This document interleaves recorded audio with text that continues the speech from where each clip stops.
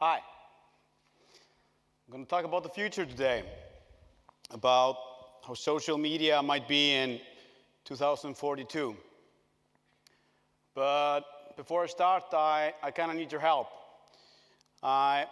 You're going to be a part of this one. So I want you to take up your phones or devices and scan this QR code for me. And when you have, you will be directed to a link where you can like this image, like somebody already are doing. So this is going to be an interactive presentation. So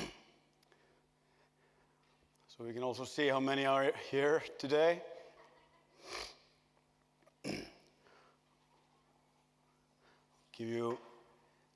Give you a couple more seconds to tune in.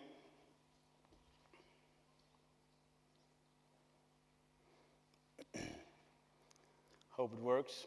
And you don't have to take a picture, but you can.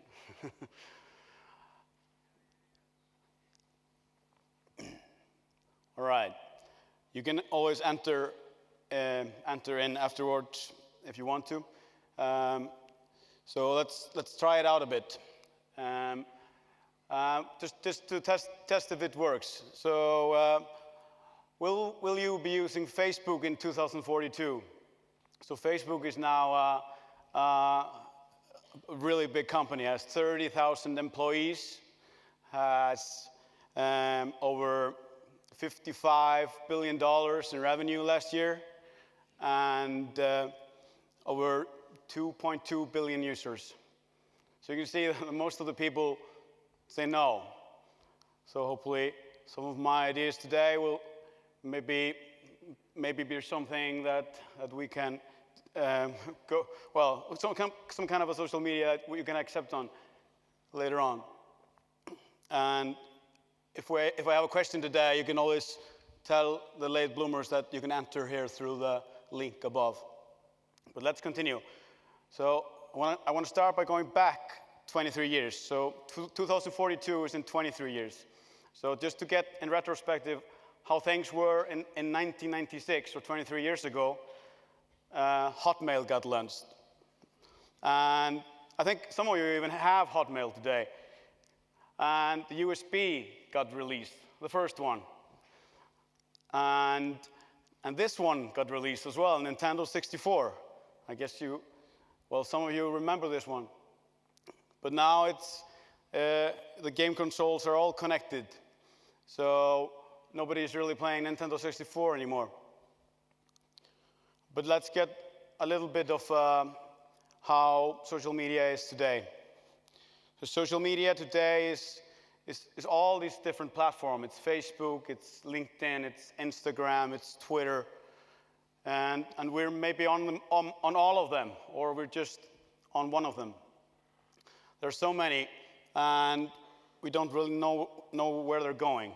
And social media has been having a little bit of privacy problems for like this year and the last, and there is a little bit of a government issue about whether the government should regulate social media, and they're a bit very curious these days about all the social media. But beyond that, Facebook keeps growing every day. And besides their scandals and privacy outrage. But I don't know if we want to regulate social media, because we've been used to the internet being quite open, well, until we had to accept cookies all the time. But still, I think we want to have social media that's a bit open. And a little bit about Instagram, because Instagram is growing so fast, and it has today over 500 million users. And they kind of copied an idea from Snapchat around 2016. So the Instagram story idea is only 2.5 years old, and they surpassed Snapchat within a year. And the Instagram users are very dependent on their platform. that if Instagram goes down for 30 minutes, people really need to look out the window. Or that was a headline I saw somewhere. And everything went mad, but people are really dependent on the platform. And also what's going on today is the influencer marketing. People want to be influencers. Even kids want to be influencers. So it's one of the most popular career aspirations among children today, to be an influencer. So I think the influencer marketing is also just on the beginning. We're going to see a bit more of that. But enough about today. I'm gonna bring up 3 futuristic ideas of how social media could be in 2042. And we'll start with this video. Nosedive. Nosedive is a satire on acceptance and the image of ourselves we like to portray and project to others. It stars Bryce Dallas Howard, who's fantastic, and she's playing a character called Lacey, who lives her life trying to please everyone. Lacey is lost. She's lost herself in this world where she thinks that her value is equivalent to her points. 2 stars? 2 stars? Wasn't a meaningful encounter. Everyone is a little bit heightened and false because everyone's terrified of being marked down because the consequences of that are unpleasant. So it's basically the world we live in. Yeah, so this is Laceys Life, and this is a Black Mirror episode I'm very fond of. And it kind of revolves about the life of Lacey, where she's ranked for just being herself. So you guys would be ranking Lacey of her behavior.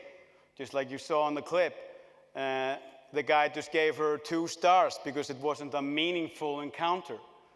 And that's how this episode revolves around Lacey's score and how it goes down if she's acting bad, and it goes up if she's acting nicely. And she can even get better mortgage rates for if she goes above 4.5. But we're seeing a little bit of similarities in China. China is actually not taking the Lacey's part out, but they're building a social credit system based on a lot of different data points. They're taking things like location, friends, financial position, insurance records, and health records to identify everybody in China and make them a current score. Just notice it's nothing similar to the China system than we saw in the Black Mirror episode. Even they're taking dating behavior and shopping history and what newspaper you read into account. And this is kind of happening. But what I'm thinking is like, will the government be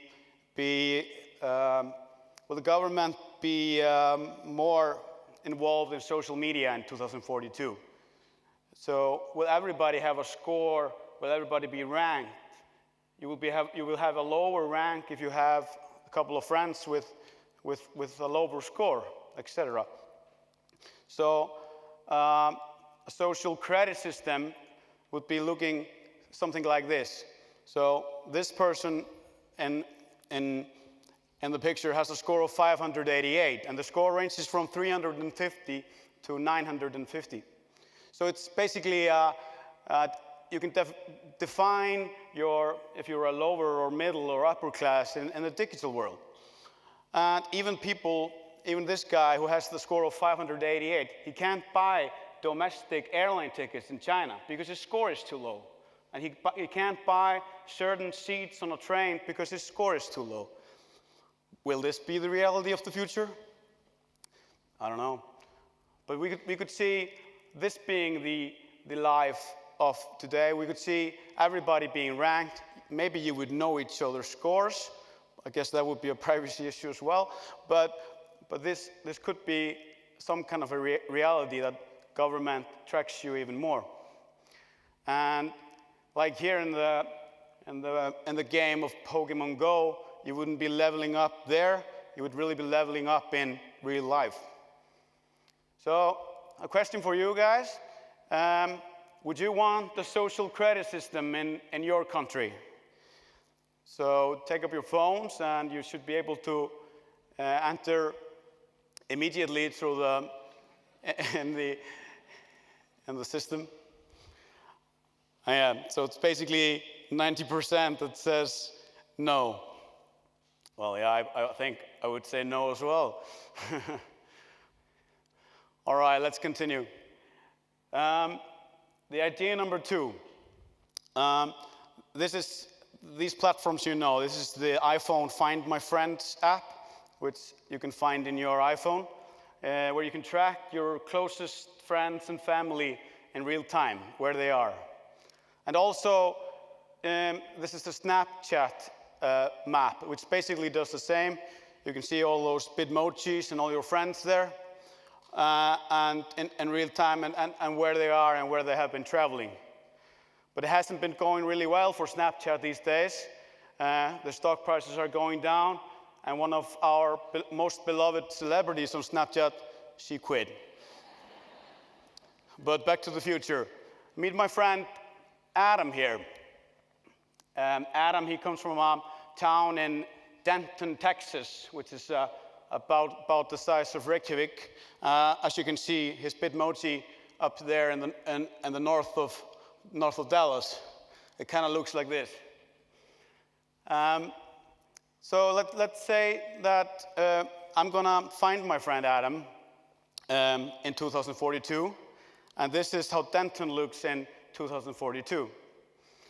Maybe some of you have seen this picture, but we could imagine social media where you could track your friends in real time. We could just see where they are right now, and Adam is walking on this huge roundabout walking path, and I can just zoom in to see where he is. And I can go further and even further and see him walking right there in the future with his friend. Could this be a reality? Could this be a social media of the future? Do we want to be tracked so carefully we would have a real-time Big Brother on our hands? I don't know. So you could see, like here, right here, how it kind of works. How we can zoom in to the people who are in the area.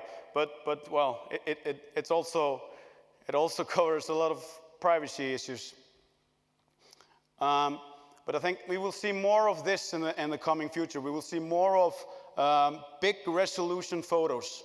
And this photo is about 25 billion pixels, I think. So I think the future will evolve around bigger pictures and even more real-time material for us to use. So just a little summary. You would obviously need an authorization from each other. I think that would be really important because you wouldn't really want to be tracked by anyone. And if this was about to happen, you could also maybe enter a specific time frame where you want to be tracked or something like that. You could really track every detail of your friend's day.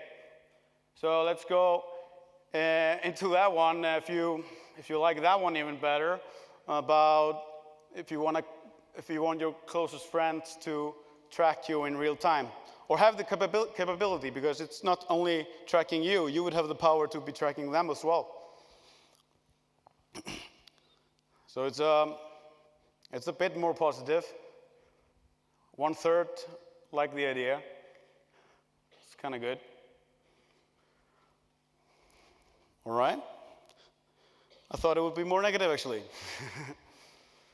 All right. And the third one. Augmented reality is a thing which is already happening today. Today we are most familiar with it, using it on our phone. It it adds it adds a layer onto real life, basically. Just like here, you can see furniture app using it while you're checking out a new chair, and you want to place it in that corner, but you're not really sure about how it's going to look. So you can use that app to get the feel of it. And I think that's the current reality in augmented reality. Augmented reality in the future would look something like this. We would have contact lenses or even glasses that would be giving us information. It would be giving us information that we would want to know about people, so we wouldn't really have to check the phone every day. It could give us so many information about where we are, or of course it's all quite configurable, but I think more or less the cities would have to implement it with us. And let's just take a little example here.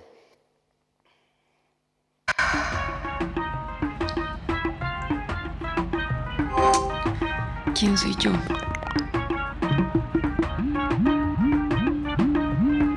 No, no es lo que quiero decir.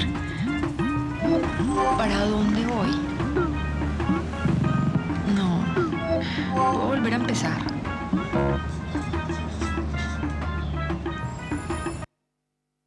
So this is Juliana.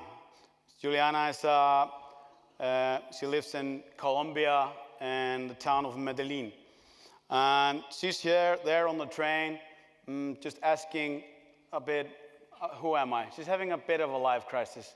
But, and then she asks, where am I going? And she gets the maps and the directions up. And yeah, well, then she kind of want to reset her identity, which wouldn't be a whole lot good. But she has a profile in life, and she has friends within all her glasses, and she gets all the information directly into her glasses. So let's say that in the future you would be posting a picture of you on the social media network that would be available in 2042, and Juliana would get notified because you are her closest friend. So we're not checking our phones, maybe, we're getting notified about the things we want to see.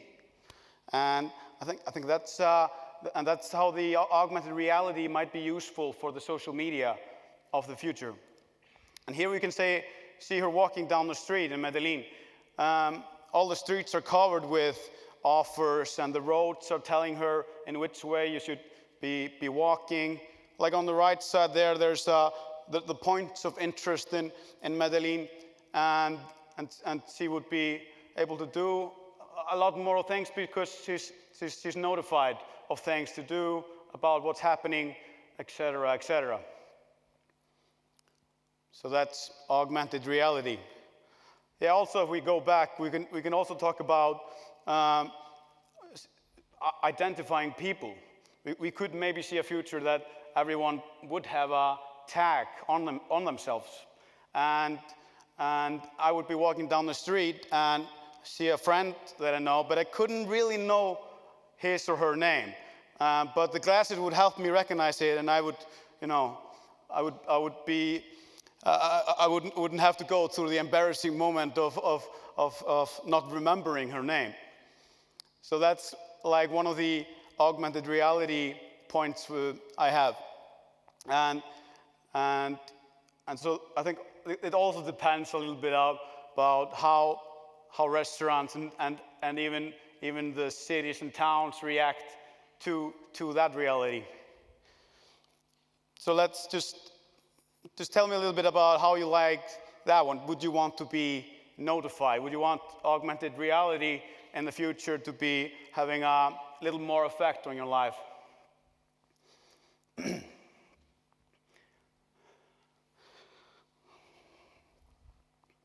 All right, it seems like a battle. Oh, this is going to be interesting. I think we've got to figure this out. It won't stop. No? Yes? All right, it's a 50-50. And just to summarize these three and ask about if you had to pick one of these realities, of these futures, which one would you pick? You have the augmented reality, you have the real-time Big Brother, or you have the social credit network. I think this one won't be even an issue. All right, so the augmented reality kind of wins this battle. And it's fascinating to think of we could maybe be in a world like that. But are we ready for a future with that much technology? The human evolution is really not meant for us to be on the phones because we're kind of getting backwards. I think the humans are should more of course experience life, and we kind of don't want to go all the way back to the Stone Age, right? But all of these three ideas I had have one thing in common, and that is big data. They all have really much data to work on, and they're bound to, even although it's like high resolution photos, to massive data collection, and for the augmented reality, like massive data to find out, for artificial intelligence to find out how to work with and how to notify. So I ask you guys this, do we want it? Are we ready for a big technology step in the future with these many changes? And because social media is just kind of an accessory, you've got to know how to use it, and we're very dependent on it, but it's only for us to